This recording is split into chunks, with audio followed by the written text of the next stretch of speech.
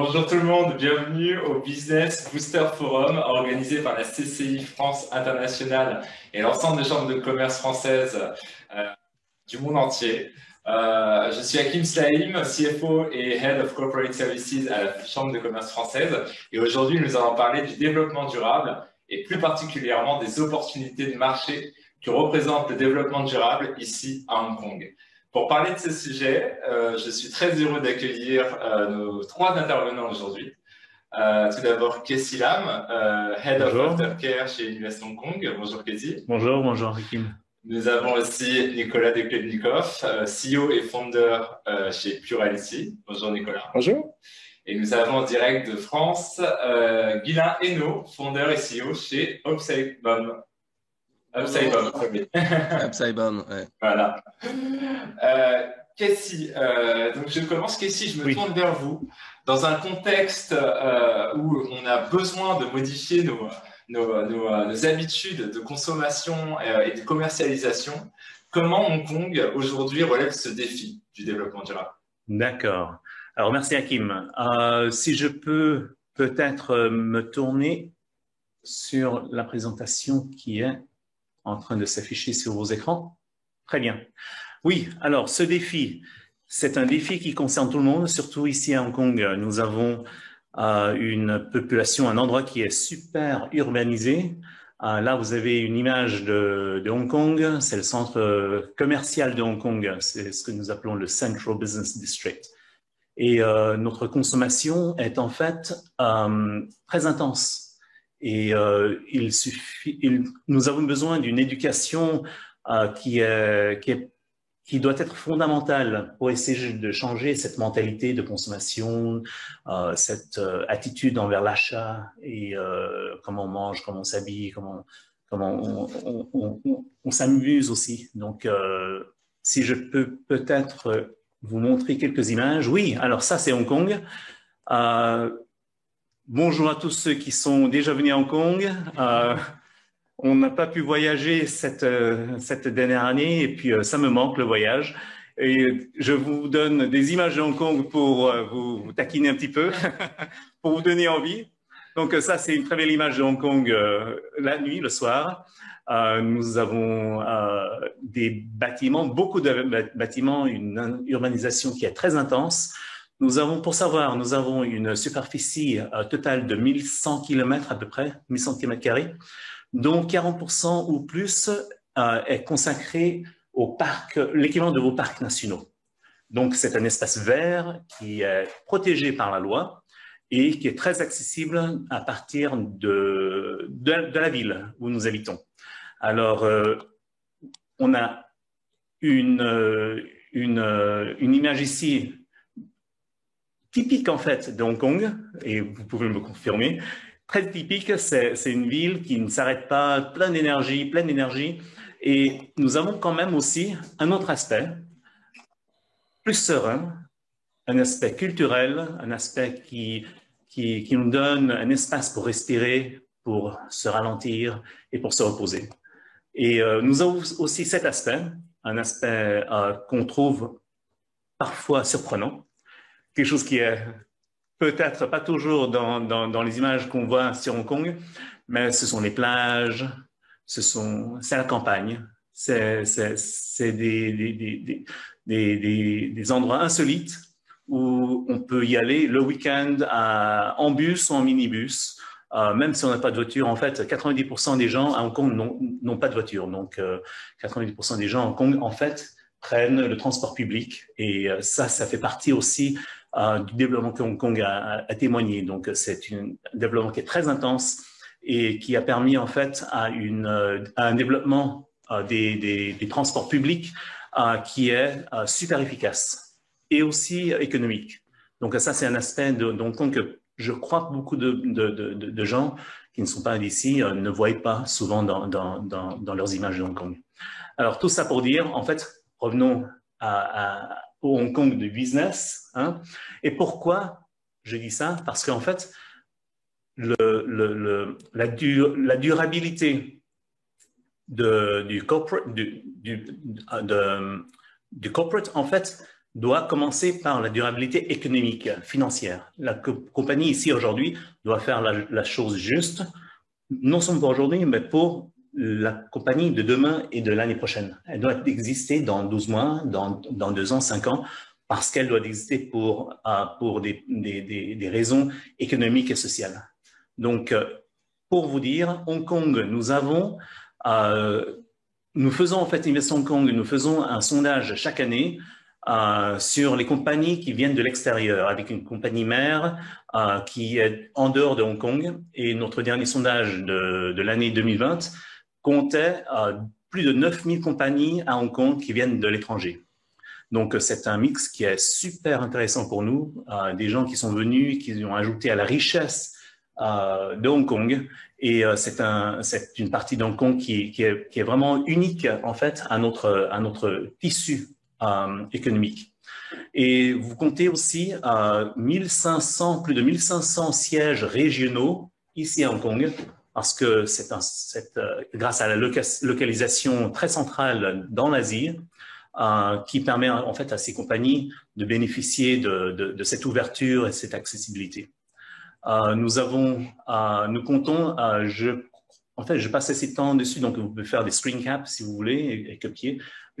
En fait, je vais aussi vous laisser mon QR code, donc vous pouvez aussi garder mon contact en fait vers la fin, et puis je peux vous donner toute cette information et plus encore par la suite. Donc, nous avons des facteurs favorables, par exemple la libre circulation des informations, la libre circulation de la marchandise, des personnes et aussi des fonds, donc de l'argent.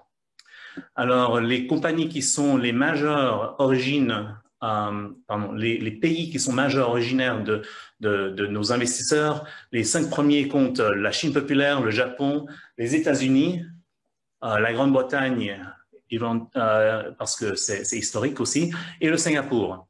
Mais vous figurez, France, vous figurez dans les 10 premiers, donc au numéro 7. C'est très important pour nous et c'est une communauté que nous apprécions beaucoup. Et nous travaillons beaucoup avec la Chambre, et merci encore à Hakim et vous et vos collègues de nous accueillir aujourd'hui pour ce webinaire. Et la communauté française ici à Hong Kong est extraordinaire. Aussi pour dire, j'ai oublié de mettre dans cette présentation, vous avez le French May, qui est une célébration de tout ce qui est beau, tout ce qui est joli dans votre culture, qui vient de votre pays, et je trouve ça absolument merveilleux. Et chaque année, ça agrandit. En fait, le French May commence en avril et finit en juin. Alors, c'est le témoignage en fait du succès et de l'appréciation aussi à Hong Kong, du peuple de Hong Kong, pour toutes les belles choses qui viennent de la France. Alors, je ne parle pas trop. Alors, Hong Kong, qu'est-ce que nous offrons? Alors, nous avons des choses fondamentales qui nous séparent du reste. Nous sommes dans la Chine populaire, mais pas dans la Chine populaire. Nous bénéficions d'un système qui s'appelle One Country, Two Systems, un pays, deux systèmes. Donc, nous faisons partie de la Chine populaire, notre souverain est la Chine populaire, mais nous bénéficions d'un système qui est différent au leur. Donc, c'est un système qui nous permet d'établir nos propres lois. Nous avons un système financier qui est complètement indépendant. Nous avons un système judiciaire qui est complètement indépendant. Nous avons notre siège à nous sur l'Organisation mondiale du commerce, l'OMC. Donc, vous avez PRC, Chine populaire, et vous avez Hong Kong, China, Hong Kong PRC. Donc, nous avons en fait deux sièges dans l'OMC, de WTO. Et c'est un système qui est très unique. Nous avons un système d'impôt qui est à la fois simple et faible. Simple parce que nous avons des impôts qui est calculé sur le revenu personnel, sur le salaire, et c'est un système qui est progressif. Donc, je ne vais pas aller en détail, mais je pourrais vous le donner par la suite. Mais la plupart des personnes à Hong Kong, une grande majorité, payent moins que le maximum. Et le maximum, en fait, est limité à 15%. Donc, une grande partie paye 0% parce qu'ils n'atteignent pas le seuil pour payer le salaire, l'impôt sur le salaire. Et ceux qui payent au-delà payent beaucoup moins que le 15% maximal. Donc, je crois que quelque chose comme 2% ou 1% payent le maximal. maximum. Donc, c'est un système qui est très simple. Sur le côté corporate, donc pour les compagnies, la taxe est perçue sur les bénéfices nets de la compagnie, donc pas sur les ventes, donc il n'y a pas de GST ou Value Added Tax, mais c'est sur les bénéfices nets. Or, le taux d'impôt sur le bénéfice net est à 16,5%, mais sur les premiers 2 millions de dollars à Hong Kong, pardon, il est taxé à la moitié, donc 8,25% sur les 2 premiers millions de dollars Hong Kong. Grosso modo, 200 000 euros, grosso modo. Et en fait, les pertes peuvent être reportées indéfiniment. Si vous, par exemple, vous faites une perte cette année, les pertes que vous faites cette année, vous pouvez les reporter et les déduire contre les futurs bénéfices. Et à ce moment-là, seulement à ce moment-là, si vous avez une position nette de bénéfices, à ce moment-là, vous payez soit 8,25% sur les 2 premiers millions ou 16,5%. 8,25%. Donc, en fait, c'est un système qui est très simple. Le mieux, c'est qu'en fait, si vous êtes entrepreneur et la compagnie vous appartient, après avoir perçu cet impôt sur les bénéfices nets, vous, en tant qu'actionnaire, vous pouvez vous payer en dividendes. Et les dividendes que vous payez ne sont pas taxables. Et ça, c'est quelque chose qui est extraordinaire à Hong Kong. Donc, à savoir, si vous êtes actionnaire, ne prenez pas un salaire, payez-vous en dividendes. Et à ce moment-là, le dividende, il est taxé à 0%. 0%. En plus, pour rapatrier ces dividendes, il n'y a pas de taxe pour withholding tax. Je ne sais comment dire en français. Il n'y a pas de withholding tax. Donc, vous pouvez rapatrier la totalité de ces dividendes là où vous voulez. Donc, ça peut être réinvesti ici à Hong Kong ou en Chine ou rapatrié en France. Donc, c'est un système qui est simple, à la fois simple et faible. Pour localiser un peu Hong Kong, pourquoi Hong Kong est si intéressant, nous sommes en fait en plein milieu de l'axe. Avant, c'était l'axe Est-Ouest pour le trading, comment dire. En fait, pour le trafic de marchandises Est-Ouest, nous étions sur l'axe Est-Ouest. Maintenant, nous sommes en plein de l'axe Nord-Sud, entre la Chine populaire et ASEAN, donc l'association des Southeast Asian Nations. Donc, c'est un groupement qui est très important et qui est en croissance aujourd'hui grâce au développement économique de la Chine. Donc, nous sommes aujourd'hui à la fois sur l'axe Est-Ouest et aussi Nord-Sud. Et c'est ce qui rend en fait Hong Kong super intéressant pour les gens qui ont un intérêt à travailler ici à Hong Kong pour accéder au marché bien sûr en Chine et encore dans l'ASEAN. Donc, vous avez les cercles pas tout à fait concentriques parce que nous sommes au sud de la Chine. Alors, au début, vous avez juste à côté de nous au nord, nous avons ce que nous appelons le GBA, the Greater Bay Area, qui est une région, une petite partie en fait de la Chine, de la province de Canton, du Canton. Et c'est une région qui se développe très, très rapidement. En fait, c'est la région qui se développe le plus rapidement de la Chine et peut-être le plus rapidement dans le monde entier. Et les accès physiques entre Hong Kong par les moyens des infrastructures qui se construisent aujourd'hui facilitent cette intégration entre nous et le GBA. Donc, le cercle suivant, c'est la Chine populaire, bien sûr, un marché énorme. À savoir, en fait, le GBA compte aujourd'hui un PIB de 1,600 milliards de dollars US. Donc, aujourd'hui, à lui-même, ce GBA est une économie très importante, mais la Chine populaire, bien sûr, est encore plus grande. Au-delà, nous avons l'ASEAN, et ensuite, nous avons je vais en toucher un peu plus tard, c'est le Belt and Road, donc un système, une initiative qui vient du gouvernement central de Pékin. D'accord. Alors, certaines choses qui sont importantes en développement ici à Hong Kong, c'est le service le service financier, l'innovation, le Smart City, donc les villes intelligentes, et le Net Zero. Je vais en toucher tout à l'heure. Alors, le Net Zero. Nous avons un engagement par le gouvernement de Hong Kong à réduire notre émission de carbone à net zéro avant l'an 2050. C'est un but assez ambitieux, parce qu'en fait, Hong Kong a certaines contraintes physiques. Nous avons une superficie de 1100 km². La plus grande partie est montagneuse. Nous avons une urbanisation qui est très intense. Donc, par exemple, les éoliennes ou les panneaux photovoltaïques ne sont pas aussi facilement construisables sur le plan physique. Mais nous avons d'autres initiatives, par exemple, une décarbonisation ou une réduction de l'émission de carbone dans la production de l'énergie.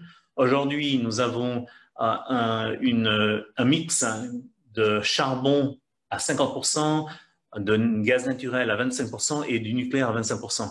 Et nous allons faire une réduction du charbon jusqu'à zéro et le remplacer avec un mix du nucléaire et du gaz naturel, ce qui va réduire d'une grande partie l'émission de carbone à Hong Kong. Nous avons la chance parce que la Chine populaire supporte fortement le développement de Hong Kong et la puissance nucléaire, en fait, se situe au-delà de la frontière de Hong Kong en Chine. Donc, à 50 000 km de Hong Kong, il y a des centrales nucléaires, en fait, qui utilisent la technologie française de EDF, en fait.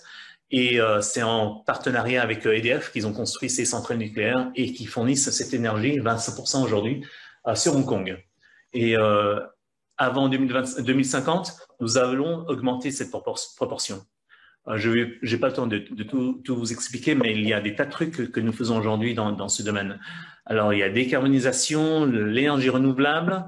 L'énergie renouvelable, nous avons certaines initiatives, j'ai quelques images plus tard, mais c'est quelque chose qui nous échappe encore aujourd'hui un petit peu.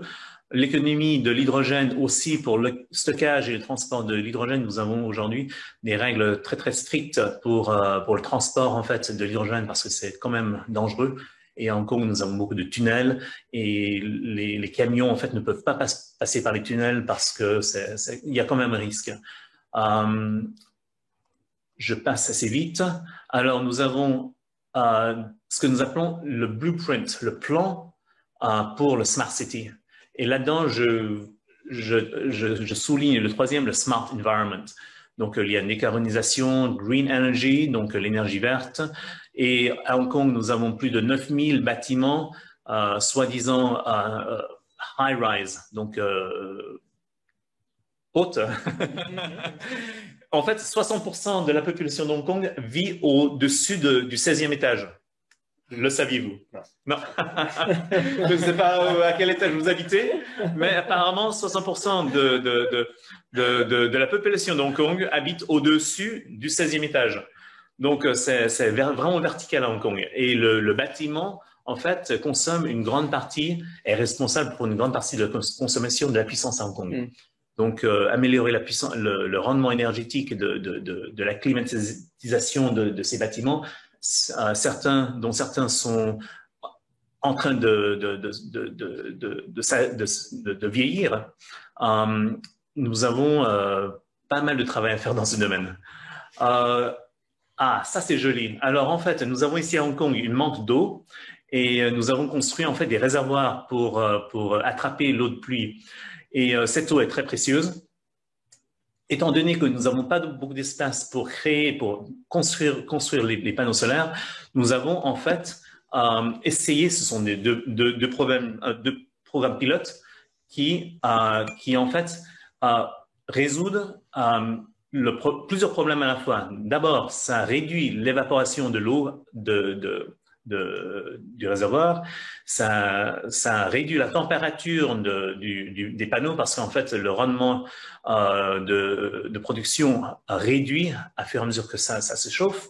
Et troisièmement, ça réduit aussi la croissance des algues en dessous du réservoir. Donc, ça améliore la qualité d'eau.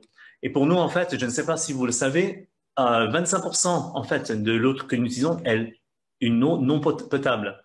Dont une grande partie, en fait, c'est de l'eau que nous utilisons pour la chasse d'eau dans nos toilettes.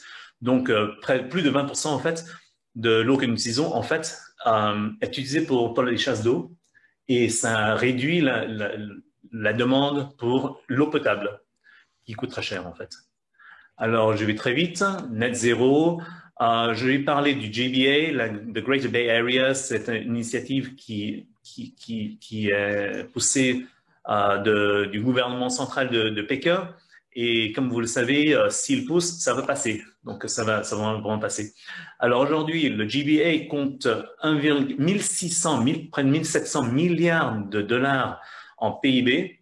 Et nous estimons en l'an 2030, donc dans un peu moins de 10 ans, ça va croître vers aux alentours de 4 ou 5 000 milliards de dollars US. Et à ce moment-là, nous allons rejoindre les rangs, peut-être pas dépassés, ou vers les rangs de l'Allemagne ou de l'Inde. Donc, eux aussi, ils vont croître, mais on sera dans cette région-là. Alors, l'ASEAN, c'est l'Association of Southeast Asian Nations. C'est 14 ou 15 pays qui sont en croissance économique rapide. Et avec eux, nous avons, la Chine populaire a signé un accord de libre-échange, donc un FTA, un Free Trade Agreement. Donc, en fait, d'accord, 14. Alors, il y a l'Australie et la Nouvelle-Zélande qui ne sont pas dans l'ASEAN, mais on a la Chine qui est dedans et en fait Hong Kong demande une place au RCEP. Pourquoi je vous dis tout ça? Parce qu'en fait ça c'est le marché. Tous ceux qui viennent à Hong Kong voient Hong Kong comme un marché en elle-même, mais aussi le marché au-delà de Hong Kong. Donc nous disons venez à Hong Kong, restez à Hong Kong, vous avez une croissance, les compagnies témoignent des croissances en temps normal, bien sûr, qui sont assez extraordinaires relatifs à la croissance qui peut se faire dans le monde. Et c'est grâce à ces accords de libre-échange qui permettent un passage relativement facile entre ces pays-là. Alors, je pense que je vais m'arrêter parce que je vois que j'ai déjà passé de loin le temps qui m'est accordé. Merci. Alors, je vais vite, pardon, laisser. Ah, ça c'est mon QR code. Donc, vous faites un print screen et là, vous avez mes coordonnées. Lancez-moi un email ou appelez-moi si vous êtes à Hong Kong. Je serai ravi. J'ai un collègue, Laurent, qui se trouve à Paris. J'ai ses coordonnées là aussi. Il est à Paris, donc dans votre fuseau horaire, en votre langue. Donnez-lui un petit coup de fil quand si vous avez des questions. Et voilà. Akib, pardon. Merci beaucoup, Kessie. C'était très clair, très intéressant. Je pense que les spectateurs ont pu d'abord voyager grâce à vous et puis ils ont compris l'intérêt de s'installer à Hong Kong et aussi les engagements, surtout de comprendre vraiment les engagements du gouvernement hongkongais pour relever ce défi du développement durable. Merci beaucoup, Kessie. Nicolas, vous êtes founder et CEO de Plurality, une nouvelle marque de soins française qui est spécialisée dans le rééquilibrage de la peau. C'est clairement une marque engagée qui s'inscrit dans le cadre du développement durable. Quels sont pour vous les piliers du développement durable? Alors, globalement, quand on parle de développement durable, on a 4 piliers. Le premier pilier, c'est l'environnement. C'est l'air qu'on respire, c'est la mer qu'on peut voir ici à Hong Kong. C'est aussi les programmes globaux. Et cet environnement-là nous donne un message qui est quand même un petit peu non sustainable. On sait qu'on a besoin de changer un peu notre façon de consommer. On sait que nos modes de vie jusqu'à présent sont amenés à évoluer le plus vite possible. Oui. Le deuxième pilier, c'est le gouvernement. qui agissent beaucoup sur cette notion de durabilité. Vous en avez cité, vous êtes, Kessie, vous êtes un exemple de ces gouvernements qui s'engagent. Oui. Bravo et merci pour ça, parce qu'on a aussi besoin de cette notion collective régulatoire pour nous pousser, nous aider à aller vers cet engagement durable. Le troisième acteur, c'est les industries, les entreprises. Et d'ailleurs, ces changements environnementaux ou gouvernementaux invitent les entreprises à se repenser. Ça leur offre des opportunités pour avoir plus de responsabilité sociale, avoir de nouveaux produits, de nouveaux engagements. Et ça, c'est aussi un environnement important puisque ça va après toucher le quatrième pilier qui sont nous les hommes, les femmes, les consommateurs. Et on change, heureusement, avec plus ou moins de rapidité en fonction des endroits, mais on est une partie intégrante de cette mission de durabilité. Et comment comment développe-t-on une marque à travers ces 4 piliers? En fait, au départ, on part du client. Moi, je crée donc une marque de cosmétiques, de retail, de produits quotidiens. On part du consommateur et quand on parle de clean beauty, le consommateur attend essentiellement 3 choses dans l'univers de la beauté. La première chose, c'est la sécurité. Après, c'est l'efficacité. Et après, c'est la durabilité. Alors, on va parler rapidement de ces trois piliers-là. Les 2 premiers, safety, efficacy, c'est les 2 plus importants. Appliqué à Purality, la sécurité, c'est la formule des produits, comment sont créés les ingrédients. Moi, j'ai 95% d'ingrédients naturels dans toutes les formules, entre 95 et 99%. Donc là, il y a vraiment une notion de safety qui est au cœur du produit que je propose. Pour l'efficacité, on a aujourd'hui, et depuis peu, la chance d'avoir ce qu'on appelle la Clean Biotech. La Clean Biotech, la chimie verte. En France, on dit la chimie verte. Et c'est important parce que c'est des nouvelles technologies qui nous permettent véritablement d'associer cette nécessité ou ce besoin d'efficacité du client avec la préservation de l'environnement et de la nature. Efficacité nature, ça a été pendant très longtemps, vous savez que l'industrie cosmétique, pendant 100 ans, a été une industrie chimique. Depuis 20 ans, elle s'est transformée vers une industrie plutôt naturelle. Et depuis peu, on arrive vers une nouvelle révolution qui est le clean, ce sur quoi Purality s'engage. Donc, cette clean biotech, on peut la définir comme ça. C'est la capacité de créer des ingrédients écologiques en transformant des matières premières renouvelables par des procédés à faible impact sur l'environnement. Donc, avec la Clean Biotech, on arrive en fait à créer des molécules aujourd'hui qui sont naturelles et qui arrivent à un degré d'efficacité absolument redoutable. Je pense que cette Clean Biotech, c'est un des avenirs de la cosmétique tout court, tellement on arrive à avoir des résultats absolument incroyables avec ce respect de durabilité. Le dernier point, c'est ce pour quoi on est là aujourd'hui, c'est la durabilité. Alors, quand on regarde les études, vous avez à peu près 2/3 des répondants dans les études Mintel, Kantar, dans tous les panels qu'on peut avoir aujourd'hui. 2/3 des gens s'engagent à dire oui, je veux l'efficacité, la safety, et vous avez encore aujourd'hui à peu près 1/3 des gens qui disent la durabilité est importante. Maintenant, quand on creuse un peu ce tiers, c'est intéressant parce qu'on a des nouvelles catégories de gens qui apparaissent. Vous aviez avant des éco-believers, des gens qui disent que c'est important, mais finalement, ce n'est pas très engageant. Vous avez après des éco-concerns. Là, on commence à se dire, tiens, peut-être pour ma nourriture, je vais faire attention à ce que je vais sélectionner, ce que je vais faire, surtout quand on est des enfants, on est encore plus concerné. Et après, vous avez des éco-actifs. Alors, les éco-actifs, c'est ceux qui sont les plus engagés vers la durabilité parce que pour eux, c'est un critère de choix. Et là, moi, je suis un exemple dans la cosmétique. Il y en a d'autres. Il y a Guilain après dans la fibre, dans les vêtements, etc. Mais c'est intéressant. On peut appliquer ça à l'automobile, on peut appliquer ça au voyage, on peut appliquer ça en fait dans pas mal de paramètres de nos vies quotidiennes. Merci. On comprend bien l'importance naissante de la durability. D'ailleurs, quels sont pour vous les enjeux majeurs de la clean beauty, dont on parle notamment des consommateurs chinois, notamment? L'enjeu majeur, c'est la première enjeu pour moi, c'est une prise de conscience. C'est une prise de conscience que aujourd'hui, il y a deux prises de conscience. La première, c'est la nécessité de changer et de bouger et non pas d'arrêter de consommer, mais de consommer mieux. Moi, j'aime beaucoup le less is more. Allons aux fondamentaux de ce qu'on peut faire. Purality, j'ai développé un produit. qui est en fait une essence lotion, qui est une essence de base. Et je pense que c'est le produit, si on en a un à choisir, je pense que c'est celui-là qu'il faut s'appliquer le matin et le soir afin de renourrir sa peau, de la protéger et qu'elle fasse véritablement le boulot qu'elle fait naturellement, en fait. Donc, il y a déjà cette première notion-là. Après ça, vous avez tout l'aspect éducatif qui est super important. On en parlait tout à l'heure, avoir cette prise de conscience qu'aujourd'hui, on a plein de moyens, en fait, nous-mêmes, je parle là du consommateur, nous-mêmes d'améliorer notre quotidien et celui des autres.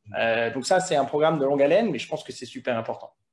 Le troisième enjeu sur cette durabilité, pour nous, les entreprises, c'est évidemment un enjeu économique. Vous l'avez dit tout à l'heure, moi, je crée une société, évidemment, que j'ai pour objectif de la développer. Ça veut dire quoi? Ça veut dire qu'il faut que je trouve une équation, un business model qui permet en fait de faire des choix dans mes ingrédients, dans mon pack, dans ma communication, dans toute la chaîne de valeur, en fait, qui soit en connexion avec mes valeurs et qui soit évidemment économiquement viable. Oui.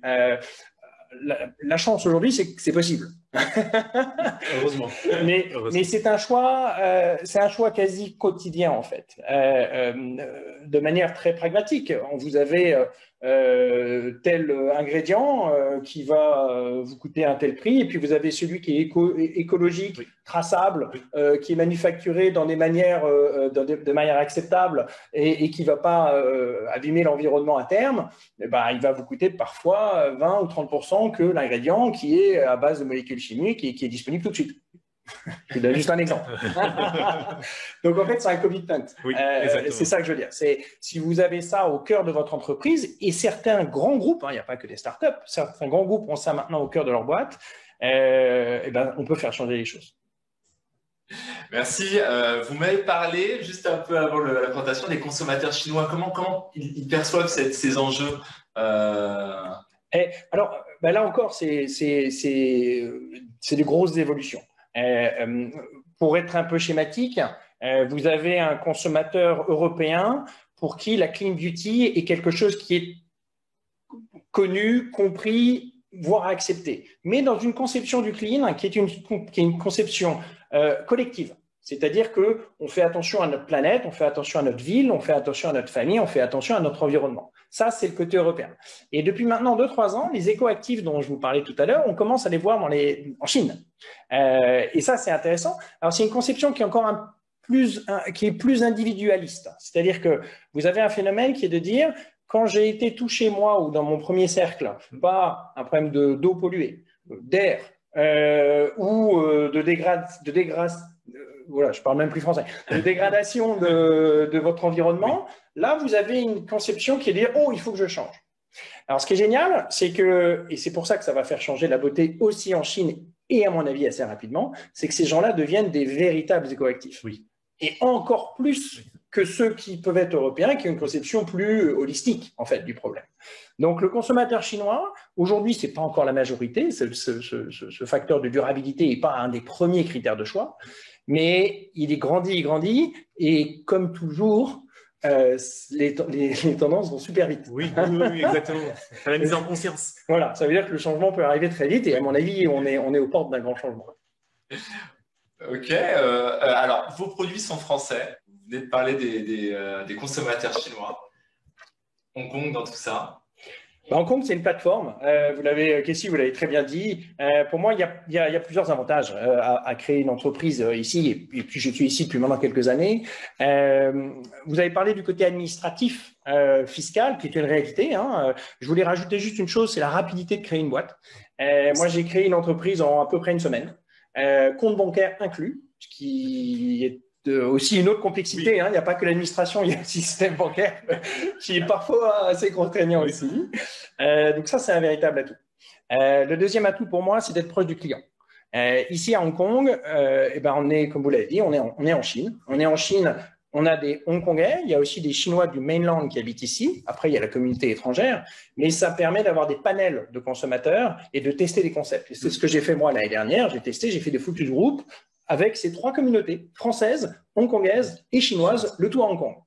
Donc c'est pratique. J'ai trouvé aussi des compétences de sociétés qui sont des agences de pub. Alors, l'agence de publicité, soit pour le territoire de la marque, soit après pour l'exécution. Donc, on trouve ces compétences ici. Donc, ça fait voilà, ça, à Hong Kong, on arrive à trouver un écosystème, en fait, qui répond aux demandes d'une entreprise de beauté qui cherche efficacité et durabilité. Merci beaucoup Nicolas, c'était très clair. On va faire un petit virage, on passe du clean beauty au textile, au textile effectivement. Donc avec Guylain. Guylain, vous êtes founder et CEO de Upsybom, une nouvelle entreprise qui est spécialisée dans l'upcycling dans l'industrie textile. Alors, est-ce que vous pouvez nous décrire ce qu'est l'upcycling et comment votre entreprise relève ce défi du développement durable? Alors, tout d'abord, merci. Bonjour à tous et merci pour l'invitation. Donc, je vais vous lire tout simplement et tout bêtement la définition de l'upcycling aujourd'hui, qui est l'action de récupérer des matériaux ou des produits dont on n'a plus l'usage afin de les transformer en matériaux ou produits de qualité ou d'utilité supérieure. Il s'agit donc du recyclage par l'eau. Grossièrement, c'est de prendre des matières premières disponibles pour recréer un nouveau produit à valeur ajoutée. Donc, l'idée est de vraiment les matériaux qui étaient destinés à être jetés, brûlés ou peut-être utilisés à des fins de chute, enfin des matelas, pour faire des chaises, pour faire de l'ameublement, mais de le revaloriser pour recréer un produit qui était à l'origine destiné pour. Donc voilà pour la définition de l'upcycling. Donc Upsybom qui veut dire upcycle your bill of material. Donc en français ce serait la nomenclature, c'est-à-dire toute la liste de matériaux que vous auriez besoin pour faire votre produit fini. Et comment Upsybom relève le défi du développement durable? Alors j'ai souvent un peu de mal entre développement et durable, hein, c'est quand même assez quelque chose de très très complexe. Donc, nous, en fait, ce que nous avons créé, c'est que Upsybom, c'est une plateforme qui met à disposition les reliquats des usines textiles afin de proposer à leurs clients des matières premières disponibles au lieu de créer des nouvelles. Donc, c'est-à-dire qu'aujourd'hui, le client et l'usine est très souvent déconnecté de ce qui se passe et de tout ce surplus, tous ces reliquats qui est lié à la supply chain, tout simplement, entre la production du coton, de la fibre, du tissu, de la coupe et du produit fini. Il y a un nombre de déchets qui est tout simplement gigantesque. Et donc aujourd'hui, si on doit produire, bien entendu, on l'a déjà dit avant, ce sont parmi nos comportements d'achat, mais si nous devons produire, produisons avec ce qui est disponible déjà, au lieu de créer de nouvelles matières. En fait. Donc, c'est vraiment l'idée d'Upsybom, c'est de mettre à disposition. Grossièrement, on a créé Le Bon Coin, en français, hein, on a créé Le Bon Coin B2B du textile. C'est vraiment de mettre à disposition des usines et des marques tout ce qui est disponible en matière de matières premières et vraiment d'inciter les designers et les marques qui aujourd'hui vont tous sur Le Bon Coin, vont tous sur Vinted, vont tous sur toutes ces plateformes, nous travailler et de se dire, tiens, il y a ça disponible, qu'est-ce que je peux faire avec cela, au lieu de simplement envoyer un dossier technique et de tout recréer de zéro. Donc voilà pour l'idée d'Upsybom. Guylain, c'était très clair sur la définition de l'upcycling. Quels sont pour vous aujourd'hui les enjeux majeurs justement dans ce secteur d'activité? Alors, il faut savoir qu'aujourd'hui, l'industrie textile est considérée comme la seconde industrie la plus polluante au monde. Donc, on va partir de là. Donc, on sait qu'il y a vraiment quelque chose à faire. Et c'est assez étonnant parce qu'on n'arrête pas de lire. On essaye de réduire. Les gens se disent, on va réduire nos achats, on va réduire nos achats. Certes, mais la population va continuer d'augmenter. La classe moyenne en Asie va continuer d'augmenter. Donc, même si l'Europe, les Occidentaux vont se dire, bah, tiens, on va réduire un petit peu, on ne peut pas dire à toute cette classe moyenne qui augmente en Asie de dire, attendez, nous en Europe, on a bien profité, on a tout brûlé, vous ne pouvez plus consommer, quoi. Donc, on part vraiment de ce défi-là. Le côté sur les problématiques liées à la sustainability. Encore une fois, la sustainability, c'est comme le développement durable, c'est quelque chose de très compliqué, de très complexe à comprendre. Donc, sustainability, pour nous, c'est l'éco-responsabilité. Donc, l'éco-responsabilité, dans éco, il y a vraiment deux aspects. Et je pense que Nicolas en avait parlé également avant. Il y a le côté écologique. Donc écologique, qui est limiter notre impact écologique. Donc c'est vraiment comment faire. Je vois un message en même temps.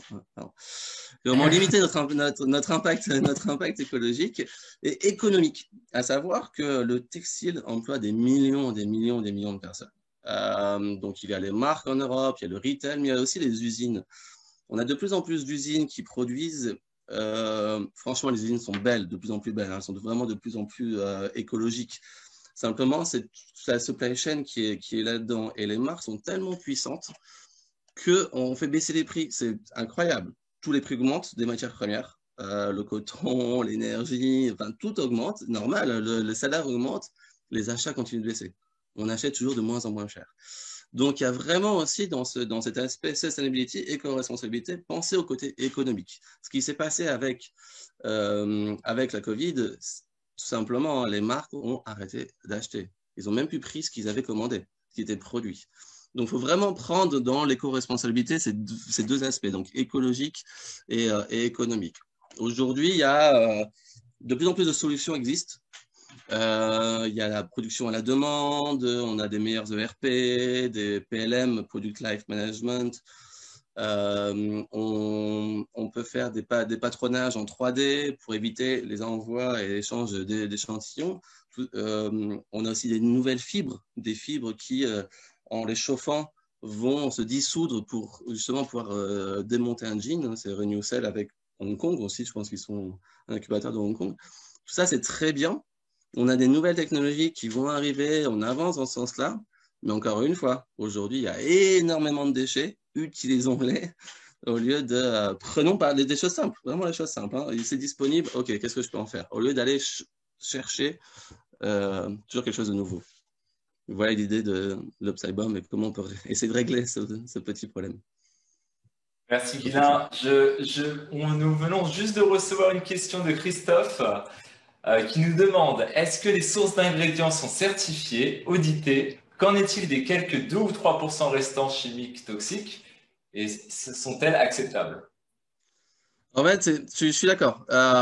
Tout ça aujourd'hui, c'est assez complexe à pouvoir le tracer. À savoir que de plus en plus d'usines et de marques vont produire avec des matières les plus écologiques et répondant aux normes européennes. Donc, nous, on veut surtout, donc, ok, peut-être que ça ne vient pas d'une source responsable, et ça, on a un peu de mal à le tracer, mais cependant, c'est là. Donc, que devons-nous en faire? Devons-nous le brûler? Non. Donc, en fait, on part de ce sujet-là, c'est que, ok, peut-être que ça a été produit d'une façon pas très claire, que les fermiers n'ont pas été bien payés, mais là, c'est disponible. J'ai 1 tonne de tissu qui est disponible. Que fais-je? Est-ce que je l'utilise et je recrée un produit avec ça? Ou est-ce que je vais le brûler? Non, on va le créer, sachant que, ok, peut-être on ne sait pas. À savoir qu'il faut faire attention, on ne veut pas que Psybomb crée. C'est bon, on a une solution, on a Psybomb derrière, on peut continuer de faire du déchet, on aura une solution derrière. Nous, on veut, quelque part, dans la durabilité, on veut juste répondre à une problématique aujourd'hui. Ce sont les tonnes, des tonnes de matières premières. On parle de produits finis en tonnes qui restent en Europe, mais pensez à juste le plus double est dans les usines en Chine, au Bangladesh, en Inde. Donc, c'est vraiment répondre, nous on veut répondre à une problématique maintenant, d'aujourd'hui, vraiment le plus rapide. Et des nouvelles technologies vont arriver, des matières avec des nouvelles fibres et autres, très bien, elles vont arriver, mais tant qu'on n'aura pas aussi réglé ce problème de supply chain, de comment c'est très humain, c'est très manuel, il y a énormément de déchets. C'est mathématique dans la supply chain. Donc, plus tard, on aura des déchets dans Upside qui viendront de nouvelles fibres, tout simplement. Merci Guilain. Je pense que cette question peut aussi se poser à votre secteur d'activité, Nicolas. Oui, alors, c'est vrai que j'ai dit 95, 97, 18, 99% d'ingrédients naturels. Pourquoi pas 100%? C'est pas que c'est impossible à faire, mais c'est que le 100%, on est dans l'organique. Et dans l'organique ne dure pas. Ça, c'est une première réponse. La deuxième chose, c'est que la nature n'est pas toujours sympa avec elle-même. On a l'impression qu'on veut du 100% naturel et que tout va aller. Mais en fait, la réalité n'est pas comme ça. D'ailleurs, à l'intérieur du corps humain, hein, il y a d'autres exemples qui font que parfois, on n'a pas une adéquation, un équilibre parfait. Donc, du coup, j'ai pas voulu ou j'ai pas pu faire de l'organique. C'est un autre métier. C'est une autre. Donc, c'est vrai que les formules que je propose, c'est des formules dans lesquelles on peut évidemment que ce sont des formules safe. Évidemment que ce ne sont pas des formules toxiques. Je dis évidemment parce que pour moi, c'est maintenant, ça devrait être partout le cas en fait. Donc, ça n'est pas malheureusement, mais ça devrait l'être. Donc, en fait, c'est des produits effectivement faits en Europe. Et la Guilin, c'est la même chose. L'Europe est extrêmement sévère ou détaillée en fait sur les formules qu'on a. Moi, j'ai aussi suivi j'ai rajouté à l'Europe un autre critère qui vient d'un critère américain qui s'appelle Credo Beauty, qui est une des premières associations en fait. Il y a 5-6 ans qui était aux USA, ça n'existait pas à l'époque, et qui donne aussi d'autres critères, ce qui fait que, je vous l'ai dit tout à l'heure, un des 2 premiers critères, c'est la sécurité. Donc, je ne peux pas me présenter comme le spécialiste de rééquilibrage de la peau si je ne permets pas de résoudre les problèmes des peaux fragiles et donc avoir un critère sécurité le plus optimum. Est-ce que c'est 100%? Je pense que c'est impossible dans cette logique. Mais après, on fait le maximum. Et je vous le disais tout à l'heure, on arrive maintenant à avoir ces molécules qui sont des molécules de la Clean Beauty que les Américains appellent Sophisticated Naturals. D'ailleurs, en français, je n'ai jamais vu le terme encore. On va dire des ingrédients sophistiqués. Mais c'est intéressant parce que c'est eux qui nous permettent d'atteindre ces pourcentages. Parce que si vous ne mettez que des ingrédients naturels, s'ils sont déjà bien, plus basiques, entre guillemets, ou plus simples, là, vous avez un déficit d'efficacité. Donc là, toute la complexité de cette nouvelle cosmétique, c'est de répondre aux attentes du consommateur d'efficacité avec la durabilité. Et c'est pour ça. Donc, on n'est pas à 100%. Est-ce qu'on le saura un jour? Honnêtement, j'en doute. J'en doute parce qu'il faut aussi que nos produits ne puissent être consommables sur 3 semaines, 6 semaines. Ça, c'est une fois qu'ils sont ouverts. S'ils ne sont pas encore ouverts, là, vous pouvez même attendre quelques années. En Europe, on dit 3 maximum. Mais donc, on n'arrivera pas au 100%. Merci Nicolas. J'aimerais rajouter quelque chose ici qui est assez intéressant sur ce qu'on parle souvent de durabilité aussi dans les produits textiles ou autres, à savoir que c'est très complexe. Nous avons tellement mis de nouvelles normes sur justement les produits chimiques. Et aujourd'hui, beaucoup de gens se disent « Ouais, mais les t-shirts sont de moins bonne qualité, les couleurs partent. » À savoir que c'est justement parce que nous avons moins de produits chimiques, nous appelons ça les azodize, qui répondent justement pour teindre la teinture, qui fait que nos produits sont beaucoup plus facilement jetables. Avant, nous avions vraiment des produits qui duraient dans le temps, mais aussi à savoir parce qu'ils étaient pleins de produits chimiques qui faisaient que ça tenait. Donc aujourd'hui, nous avons des choses beaucoup plus naturelles quelque part, mais qui durent moins. Donc c'est ça qu'il faut comprendre également. C'est complexe. C'est complexe, mais très clair dans vos bouches en tout cas. Merci. Guilin, vous êtes en France aujourd'hui. Vous habitez au Bangladesh. Pourtant, vous avez créé et développé votre société à Hong Kong. Vous pouvez nous expliquer pourquoi? Tout simplement parce que Hong Kong, c'est un peu ma deuxième ville, deuxième pays. Je suis arrivé à Hong Kong en 2007. 2007, j'ai la chance d'être aujourd'hui résident permanent. Donc, j'ai travaillé pour différents tradings. Donc, Hong Kong était vraiment un hub. Je travaillais entre le Bangladesh et la Chine. Donc, je passais en fait une semaine à Hong Kong, une semaine en Chine, une semaine au Bangladesh. Je tournais comme ça.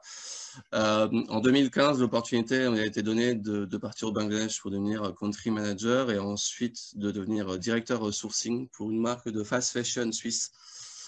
Où là, de toute façon, je passais qu'une semaine également au Bangladesh et je voyageais donc très souvent à Hong Kong, parce que notre siège Asie est à Hong Kong, et au Myanmar, au Cambodge, en Chine, en Inde, au Pakistan, au Bangladesh, Turquie, Maroc. Donc, inexorablement, on repasse par Hong Kong à chaque fois. Voilà. Aussi parce que Qatar maintenant. Qatar, ok. Non, en effet. Et donc Hong Kong a toujours été ma ville de cœur. C'est la simplicité. Aujourd'hui, je veux vous avouer que même mes comptes en banque sont à Hong Kong, tout est à Hong Kong. Casey l'a très bien expliqué pourquoi Hong Kong, cette simplicité. légal, des taxes. Moi, j'ai ouvert, donc la société a été créée en juillet 2020. On a commencé à eu l'idée, fin juillet, c'était fait, et je ne me suis même pas déplacé à Hong Kong. Et j'ai même réussi maintenant, par rapport, on discutait des banques qui étaient compliquées, grâce aux nouvelles banques en ligne qui sont aussi basées comme Statris, qui est basée aussi à Hong Kong, on peut ouvrir des comptes en banque. Donc, cette simplicité qui est derrière fait que naturellement, on a choisi Hong Kong. Et Hong Kong, c'est un vrai hub, Casey a très bien dit, hein, Free Flow Information, Simple Tax and Low Tax Rate, hub géographique, communication, transport. C'est un hub technologique, financier et très humain. Savoir que j'ai toujours adoré à Hong Kong, comme c'est très dense, hein, on se marche tous un peu dessus, mais c'est de pouvoir aller manger dans vous allez beaucoup manger à la Cantoche, mais on peut connaître le métropolitain pour tous les Français qui habitent à Hong Kong. Vous allez manger, vous mangez là avec vos potes, et à côté de vous, en fait, il y a un patron qui pèse certainement des milliards, mais qui est juste là en train de manger une frite avec vous et boire une bière. Je trouve qu'il y a ces choses-là de simplicité qui font qu'on ne trouvait pas en France. Et ce dynamisme qui est en Asie, pourquoi il y a autant de Français à Hong Kong? C'est parce qu'il y a du boulot, parce que viens, on y va et tu trouveras quelque chose à faire si tu veux bosser. Donc, il y a vraiment tout ce dynamisme-là. Ensuite, au niveau textile, il faut savoir que Hong Kong a été produit encore un tout petit peu, mais pendant la période des quotas avec la Chine, a produit beaucoup de textiles pour l'Europe. Après, il y avait ce jeu assez marrant. Le produit était fait en Chine, mais était juste cousu à Hong Kong pour avoir les quotas et pour envoyer. Donc, il y a eu tout ce système-là dont on a profité. Et aujourd'hui, naturellement, les grands groupes textiles ont leur siège asiatique à Hong Kong. Donc, même si nous, aujourd'hui, on est au Bangladesh parce que on connaît bien le pays, et la Chine, on va y rentrer petit à petit, c'est un peu plus complexe, mais on développe notre solution vraiment avec le Bangladesh parce qu'on est sur place, mais à terme, c'est de revenir à Hong Kong et d'être à disponible près de nos partenaires. Merci Guilain, on voit bien l'enthousiasme autour d'Hong Kong. Non, ouais, j'adore, mais je revoyais les photos de Casey tout à l'heure et ça me manquait un truc de dingue. Et ouais, j'ai passé 9 ans non-stop. J'avais mon scooter, j'allais aux plages, ça manque beaucoup. Vivement qu'on puisse revoyager très, très vite. Alors, on l'espère tous. J'espère que les images vous ont donné envie. Ah non, mais j'adorais. Merci beaucoup. Il y avait longtemps et ça me manquait. Merci. Ouais.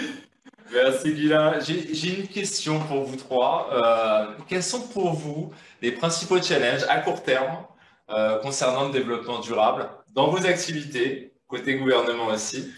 Comment vous voyez les choses? Alors, du côté gouvernemental hongkongais, alors notre philosophie est une philosophie de laisser faire. Donc, c'est une philosophie qui n'impose pas les règles qui ne sont pas nécessaires ou absolument nécessaires. Et c'est une philosophie qui devrait, en fait, qui a permis à Hong Kong de croître d'une manière extraordinaire dans les années 60, 70, 80 même, mais qui aujourd'hui peut-être, selon le stage de développement économique et social à Hong Kong, nécessite peut-être une autre approche. Donc aujourd'hui, les compagnies demandent à être regulated par exemple, ESG, Environmental, Social and Governance. Les gens demandent à être plus visibles et transparents, à montrer en fait les joueurs les acteurs qui sont en première ligne, qui sont les leaders dans leur domaine. Et ces acteurs-là demandent à être que le jeu soit en faveur de tout le monde au meilleur standard. Donc c'est quelque chose c'est une approche qui a bien marché en fait. J'ai donné cet exemple tout à l'heure où en fait Hong Kong, je ne sais pas si vous savez, à Hong Kong, il y a en fait beaucoup de transport des conteneurs, du transport maritime. Or, les bateaux, les navires qui sont des navires d'océan en fait, brûlent le gasoil très polluant en mer. Mais à l'arrivée dans le port, par exemple à Los Angeles, ils doivent changer à un gasoil qui est beaucoup plus propre, mais beaucoup plus cher. Or, à Hong Kong, nous avons eu un problème où, en fait, il n'y avait pas une législation qui demande que les navires brûlent ce gasoil qui est beaucoup plus propre. Mais les participants, les acteurs dans ce domaine se sont dit, est-ce qu'on peut faire la compétition sur autre chose, mais pas sur le gasoil que nous brûlons à Hong Kong? Parce qu'en fait, ils arrivent à Hong Kong et en fait, ils gardent le moteur en marche parce que la puissance et tout ça à bord, ça vient du moteur. Donc. Et en fait, ils se sont mis d'accord à réduire à éliminer le gasoil polluant pour le gasoil qui est beaucoup plus cher mais beaucoup plus propre. Et en fait, le plan de compétition a été élevé. Tout le monde, le conteneur de chacun a augmenté de tant de centimes ou tant de dollars, mais tout le monde s'est mis d'accord. On fait la compétition sur autre chose, le service, les horaires et tout ça, mais pas sur le gasoil qu'on brûle à Hong Kong. Et c'est quelque chose qui a été adopté par les grands joueurs, les grands acteurs ici à Hong Kong, et par la suite, la législation a suivi. Et c'est un exemple que je donne toujours, qui en fait, c'est un peu la manière dont marche Hong Kong. On n'est pas toujours ici à pousser les gens à faire la bonne chose, mais les gens sont libres de faire le mieux pour l'environnement et les clients. Donc, voilà. Moi, j'ai dit tout à l'heure, l'éducation, la définition de standards, et puis après éduquer les gens, les industries, les gouvernements, ça c'est important. Je veux rajouter une chose, ce serait tous les développements dans la biotech. Je l'ai dit tout à l'heure, la solution la plus durable que j'utilise entre cette notion d'efficacité et de naturalité, c'est la biotech. Et là-dessus, c'est un champ tout nouveau. Hong Kong, pour moi, a ces technologies-là, peut développer plus ces technologies-là. Vous savez, alors on n'en a pas parlé, mais moi j'agis au niveau du microbiome. Donc là aussi, c'est aussi quelque chose de complètement nouveau, le microbiome cutané. Donc on est au début de découverte fondamentale. Et je pense que tout investissement, toute recherche fondamentale dans ce domaine-là peut amener énormément de progrès sur la durabilité. Et là ouais, non, moi j'aimerais ajouter, je suis d'accord avec Nicolas sur le côté éducation.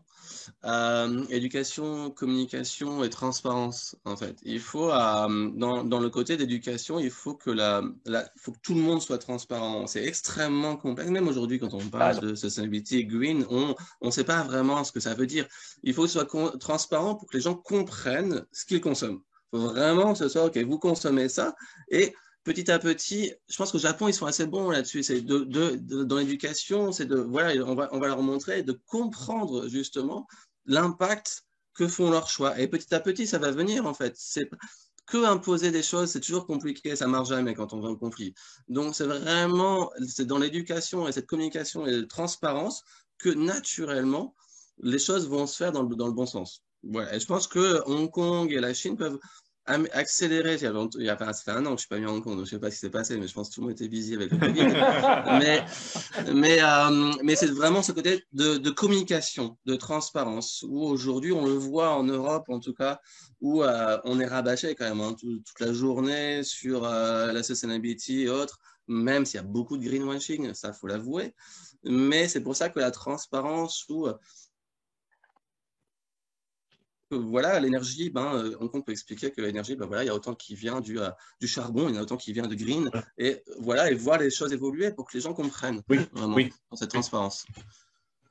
Merci beaucoup, Guillaume. Donc, on comprend bien éducation, transparence, communication, les 3 points clés des enjeux. Ouais.